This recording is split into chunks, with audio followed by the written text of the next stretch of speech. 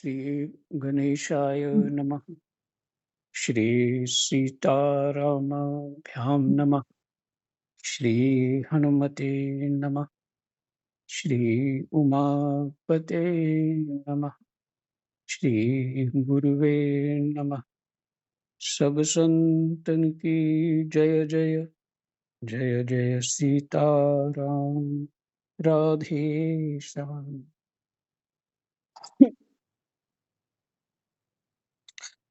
नवम स्कंध, सातवां अध्याय। प्रसंग है राजा त्रिशंकु और हरिश्चंद्र की कथा। कृष्णाय वासुदेवाय हरे परमात्मने प्रणतः क्लेशनाशाय गोविंदाय नमो नमः। श्री सुखदेव जी कहते हैं, परीक्षित, मैं वर्णन कर चुका हूँ कि मानधाता के पुत्रों में सबसे श्रेष्ठ अम्बरीश थे। उनके दादा युवनाश्व ने उन्हें पुत्र रूप में स्वीकार कर लिया। उनका पुत्र हुआ यौवनाश्व और यौवनाश्व का हारीत। किसी का म्यूट नहीं है। मानधाता के वंश में ये तीन अवान्तर गोत्रों के प्रवर्तक हुए। मानधाता के वंश में ये तीन अवान्तर गोत्रों के प्रवर्तक हुए। दूसरे गोत्रों को बनाने वाले हुए। नागों ने अपनी बहन नर्मदा का विवाह पुरुकुत से कर दिया था। नागराज वासुकी की आज्ञा से नर्मदा अपने पति को रसातल में ले गई। नागराज वासुकी की आज्ञा से नर्मदा अपने पति को रसातल में ले गई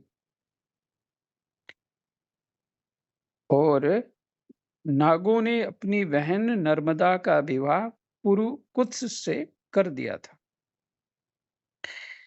ये तो अपने पति को रसातल में ले गई। वहां भगवान की शक्ति से संपन्न होकर पुरुकुत्स ने वध करने योग्य गंधर्वों को मार डाला।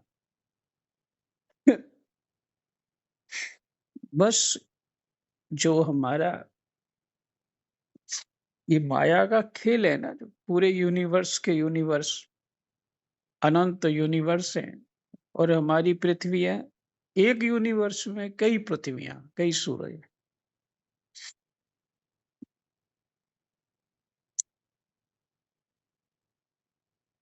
तो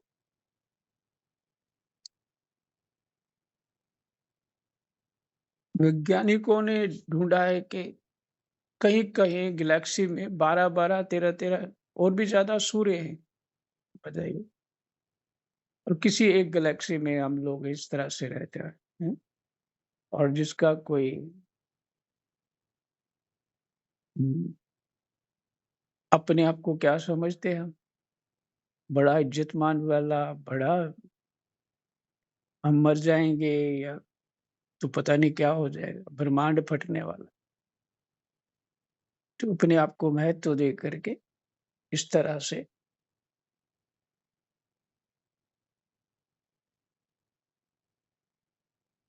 और क्योंकि अध्यात्म को नहीं जानते ना, अध्यात्म यही है कि क्या है पूरा, ब्रह्म क्या है, जीव क्या है, माया क्या है। तो माया पूरा ब्रह्मांड, अनंत ब्रह्मांड रचती रहती, तोड़ती रहती। ये इसलिए सुना रहा हूं कि भगवान की शक्ति से संपन्न होकर पुरुकुत्स ने वध करने योग्य गंधर्वों को मार डाला, जिनका वध करना चाहिए था। इस पर नागराज ने प्रसन्न होकर पुरुकुत्स को वर दिया कि जो इस प्रसंग का स्मरण करेगा वह सर्पों से निर्भय हो जाएगा।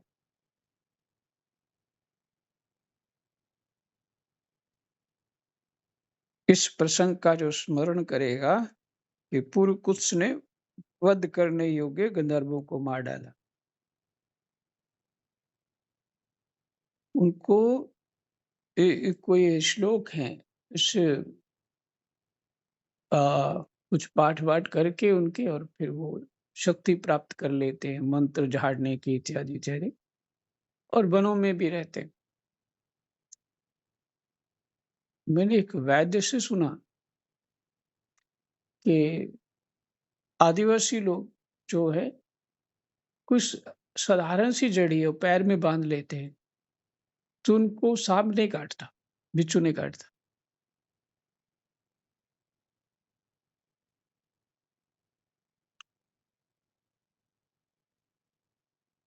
तो सर्पों से निर्भय हो जाएगा, जो ये प्रसंग स्मरण करेगा। राजा पुरुकुत्स का पुत्र त्रसदस्यु था, उसके पुत्र हुए अनरण्य, अनरण्य के हरेश्व, उसके अरुण, और अरुण के त्रिबंधन हुए।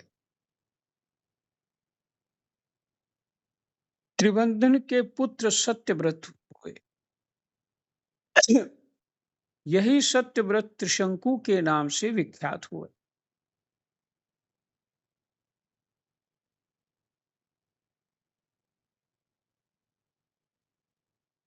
राजा पुरुकुत्स का पुत्र त्रसदस्यु था, उसके पुत्र हुए अनरण्य, अनरण्य के हरेश्व,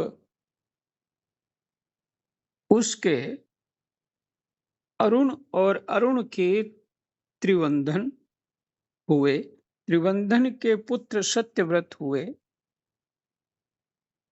यही सत्यव्रत त्रिशंकु के नाम से विख्यात हुए। यद्यपि त्रिशंकु अपने पिता और गुरु के शाप से चांडाल हो गए थे, परंतु विश्वामित्र जी के प्रभाव से वे सशरीर स्वर्ग में चले गए।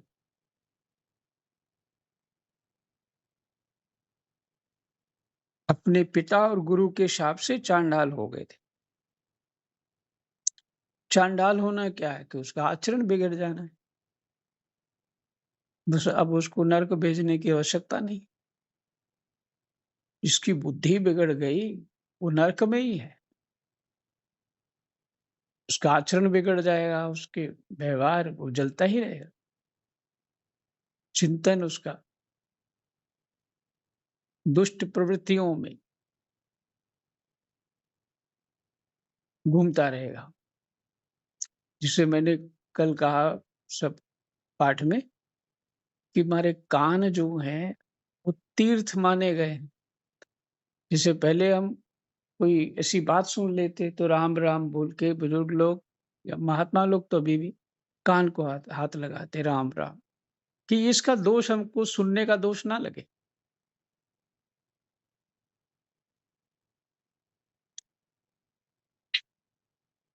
तो जिसके जिसकी रुचि ही हो गई किसी की निंदा सुनना, उल्टे सीधे जो कर्म होते हैं उसमें लग जाना, तो चंडाल योगी बन गया उसका।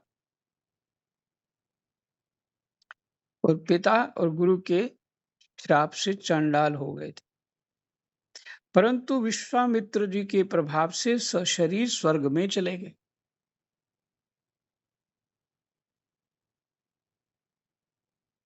देवताओं ने उन्हें वहां से ढकेल दिया और वे नीचे को सिर किए हुए गिर पड़े, परंतु विश्वामित्र जी ने अपने तपोबल से उन्हें आकाश में ही स्थिर कर दिया।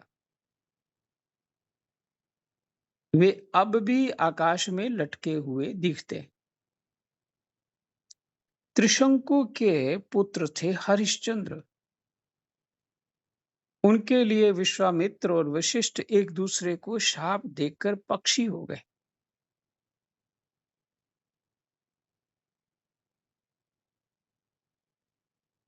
अच्छा, वशिष्ठ तो बहुत ज्ञानवान है, ब्रह्मा है दूसरे, और विश्वामित्र भीतर से तो एक्चुअल वो ब्राह्मण है।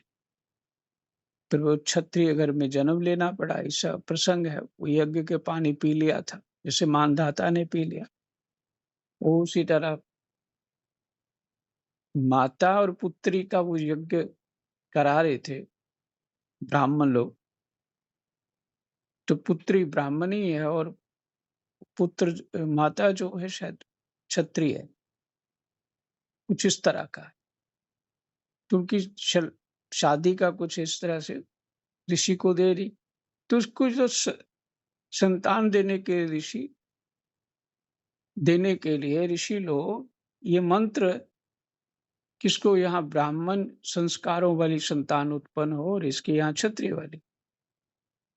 तो किसी स्त्री में, उनमें दोनों में से किसी के मन में कोई भेद आ गया। ये ऋषि जो अपनी पत्नी के लिए यज्ञ करे, मंत्र बोलने को ज्यादा अच्छा होगा, इसलिए उन्होंने घड़ा बदल दिया। वो जो कलश था बदल दिया। ये लीला पीछे मानधाता को वो गर्भ क्यों ठहर गया? वो इसलिए कि उन्होंने कलश का जल पी लिया। पीछे एक और प्रसंग हमने पढ़ा था इसके विषय में। हाँ, लड़का उत्पन्न करने के लिए यज्ञ किया था, पर लड़की हो गई। वो मंत्र जो है उसके होता ने ऐसा ही बोल दिया। तो वशिष्ठ जी ने फिर भी उसको लड़का बनाया, पर होनी जो है बलवान है। वो चले गए उस शंकर जी के वो हिमालय में, उधर जाके स्त्री हो गए। जो भी कोई जाता वहां स्त्री हो जाता। तो ये सब फिर वो भजन वजन करके बाद में अपने पुत्रों को राज्य देके भजन करने चले। तो 1 महीना स्त्री रहते, 1 महीना पुरुष रहते। फिर उन्हें अपना कल्याण कर लिया। तो यहाँ देखिए श्राप कैसे। त्रिशंकु के पुत्र थे हरिश्चंद्र, उनके लिए विश्वामित्र और वशिष्ठ एक दूसरे को शाप देकर पक्षी हो गए। इतने बलवान हैं ये मनोबल से। तप बल से ही तो मनोबल बढ़ जाता है और मन में ही शक्तियां आती हैं ऐसी। एक दूसरे को शाप देकर पक्षी हो गए और बस वर्षों तक लड़ते रहे। हरिश्चंद्र के कोई संतान न थी, इससे वे बहुत उदास रहा करते थे। हाँ, ये इसलिए बता रहा था, विश्वामित्र ने बाद में तप करके ब्राह्मणत्व प्राप्त किया। और किसकी आज्ञा से?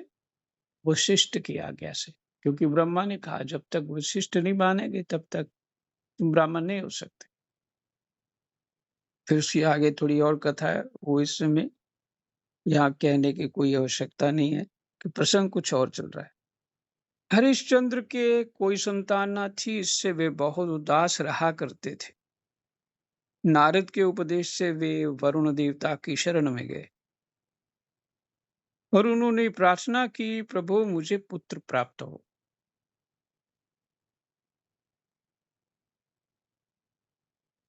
महाराज यदि मेरे वीर पुत्र होगा तो मैं उसी से आपका यजन करूंगा।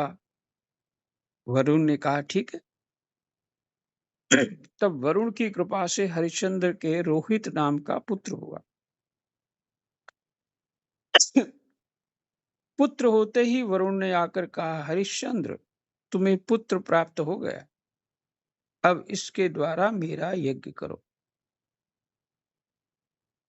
हरिश्चंद्र ने कहा, जब आपका ये यज्ञ पशु रोहित 10 दिन से अधिक का हो जाएगा,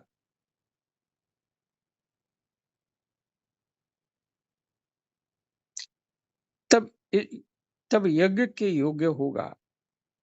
किसने कहा? हरिश्चंद्र ने।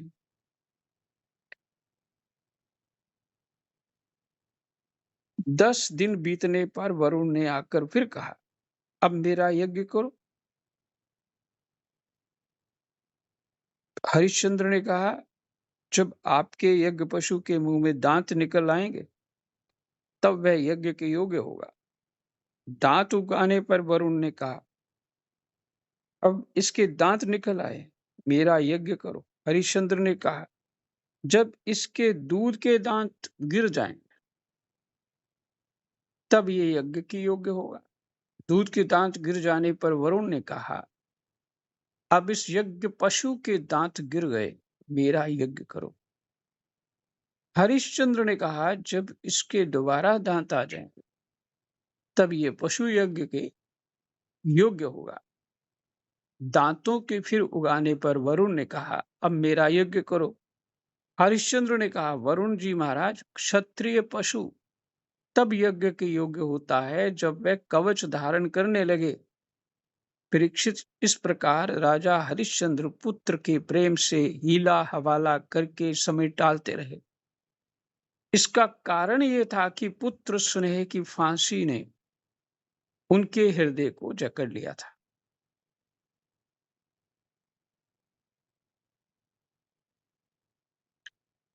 वे जो समय बताते, वरुण देवता उसी की बाट देखते। जब रोहित को इस बात का पता चला कि पिताजी ने तो मेरा बलिदान करना चाहते हैं, तब वह अपने प्राणों की रक्षा के लिए हाथ में धनुष लेकर वन में चला गया। कुछ दिन के बाद उसे मालूम हुआ कि वरुण देवता ने रुष्ट होकर मेरे पिताजी पर आक्रमण किया है, जिसके कारण वे महोदर रोग से पीड़ित हो गए। महोदर शायद पेट का बड़ा हो जाना होता है, शायद पानी भर जाता है। उधर शब्द है ना, तो महोदर पीड़ित हो रहे हैं। तब रोहित अपने नगर की ओर चल पड़ा, परंतु इंद्र ने आकर उसे रोक दिया। उन्होंने कहा, बेटा रोहित, यज्ञ पशु बनकर मरने की अपेक्षा तो पवित्र तीर्थ और क्षेत्रों का सेवन करते हुए पृथ्वी में विचरना ही अच्छा है। इंद्र की बात मानकर वह 1 वर्ष तक वन में ही रहा। इसी प्रकार दूसरे, तीसरे, चौथे और 5वें वर्ष भी रोहित ने अपने पिता के पास जाने का विचार किया, परंतु बूढ़े ब्राह्मण का वेश धारण कर हर बार इंद्र आते और उसे रोक देते। इस प्रकार 6 वर्ष तक रोहित वन में ही रहा। 7वें वर्ष जब वह अपने नगर को लौटने लगा, तब उसने अजीगर्त से उनके मझले पुत्र शुनशेप को मोल ले लिया। अजीगर्त से उनके मझले पुत्र शुनशेप को मोल ले लिया और उसे यज्ञ पशु बनाने के लिए अपने पिता को सौंपकर उनके चरणों में नमस्कार किया। अर्थात ये जो यज्ञ पशु का अर्थ यह है कि बलि देना।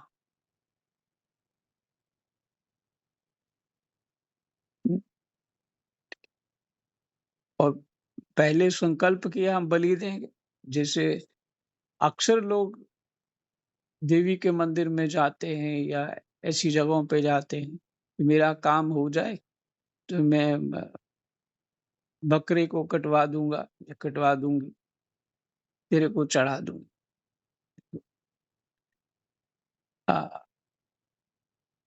इस तरह के लोग करते हैं जो कामनावश दूसरे को मरवा देंगे। ठीक, तो क्या हुआ, उनके चरणों में नमस्कार किया, फिर से यज्ञ पशु बनाने के लिए अपने पिता को सौंपकर उनके चरणों में नमस्कार किया। तब परम यशस्वी एवं श्रेष्ठ चरित्र वाला राजा हरिश्चंद्र ने महोदर रोग से छूटकर पुरुष मेध यज्ञ द्वारा वरुण आदि देवताओं का यजन किया। उस यज्ञ में विश्वामित्र जी होता हुए ने यज्ञ करता, परम संयमी जमदग्नि ने अधर्वयु ने अध्वर्यु का काम किया।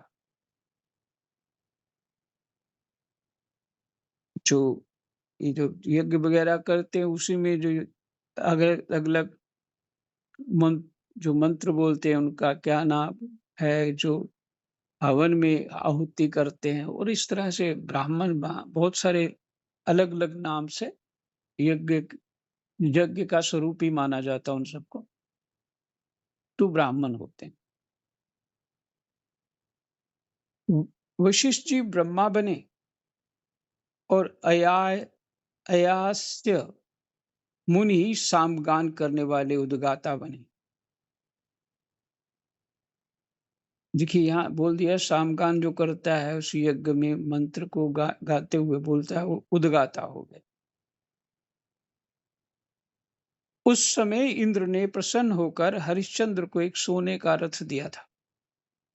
परीक्षित आगे चलकर मैं शुनशेप का महात्म वर्णन करूंगा। हरिश्चंद्र को अपनी पत्नी के साथ सत्य में दृढ़ता पूर्वक स्थित देखकर विश्वामित्र जी बहुत प्रसन्न हुए। उन्होंने उन्हें उस ज्ञान का उसे उन्होंने उन्हें उस ज्ञान का उपदेश किया जिसका कभी नाश नहीं होता। उसके अनुसार राजा हरिश्चंद्र ने अपने मन को पृथ्वी को जल में, जल को तेज में, तेज को वायु में और वायु को आकाश में स्थिर करके आकाश को अहंकार में लीन कर दिया। फिर अहंकार को महत्त्व में लीन किया।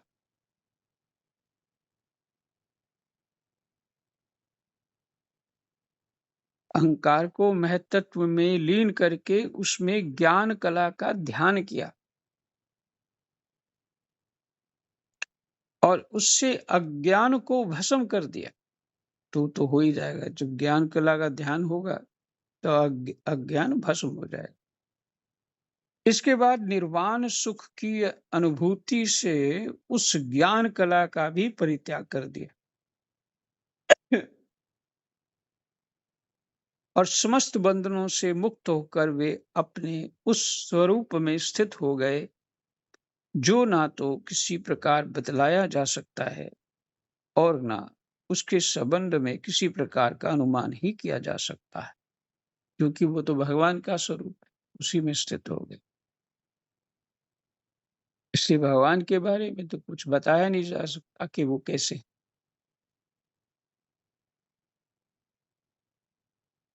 जितने ये क्रम जो बताए गए हैं, महापुरुषों से ऐसा सुना कि नाम जप करो, नाम जप श्रद्धा पूर्वक करने से सबकी सब प्रक्रिया सहज में अपने आप होने लग जाती। प्रणाम निष्ठा होनी चाहिए। हाँ, शास्त्र सुने बिना नाम पे भाव नहीं बनता, दृढ़ता नहीं आती। तो योग सिखाने वाला इस तरह का हो तो उससे सीख सकते हैं। लेकिन कोई भी कार्य ये है कि कोई सिखा देगा तो जल्दी हो जाएगा, ऐसा नहीं है। कुछ हमारा पुरुषार्थ, कुछ भगवान की कृपा और कुछ पिछला प्रारब्ध भी चाहिए, पुण्य चाहिए।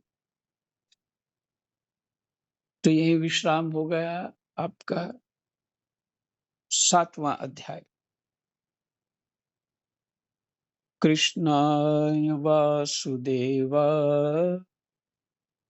हरे परमात्मनि प्रणतः क्लेशनाशाय